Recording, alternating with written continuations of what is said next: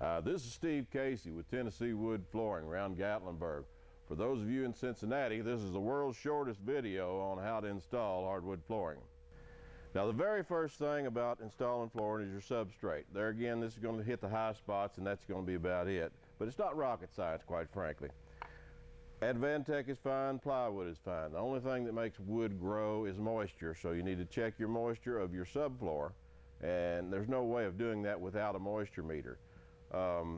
It needs to be under 10% before you install hardwood flooring on top of it. Next thing, felt paper. Put your felt paper down. It's a cheap moisture barrier for anything that has moisture in your subfloors or your crawl space. A lot of people sometimes want to not put felt paper down. They say they're on a basement, but it is a sound barrier as well. It's kind of like tapping on a metal pipe. You can hear it 5 floors up. So whatever cushion you put in between holds the noise down. First thing you do is make sure to start straight. Now, what happens if you don't start straight and you come back to your line? If you have an arc and a big long line of your hardwood flooring, the flooring is square and it has to relieve itself, and you wind up having a gap every so often as it relieves itself.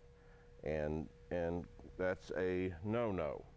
The next thing is wood breathes. Wood, that's just the nature of it. Law of physics says that in the summertime, when the moisture gets into the wood, it will become just slightly bigger. You multiply that times the number of boards, and there you've grown too much. So you leave your gap on the outside of the wall. Never bind hardwood flooring between, for instance, a fireplace and a metal threshold without any place for it to breathe through the seasons. Now, if your flooring cups just a little bit in the summertime where the humidity's high, don't panic. Your dry time is the winter time. It typically lays back down. But as you start your boards, make sure that you've chalked your line, and go back and check your line every so often that you haven't knocked it back off askew. Now, when you do that, you get 4 rows wide or something of that nature. You don't have to go back and check it. Make sure to miss your joints.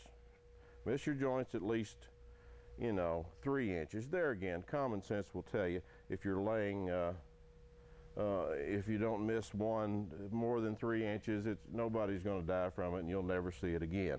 So flooring is tongue and grooved on the ends and the side. All certified flooring now is tongue and groove on the ends and the side. It has a certain amount of structural integrity in and of itself, so you can you couldn't move it as far as up and down even if you wanted to.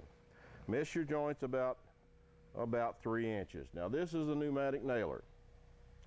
All this amounts to at about a 40-degree angle. It goes on here. It's obvious. It goes into the tongue, clips onto the side. You hook your air hose up here. Take the hammer, pop it. It'll drive the nail. Some you want to hit harder, obviously, because if a board took on some moisture, has taken on some moisture, it may have just a little turn in it, and you'll have to hit it harder.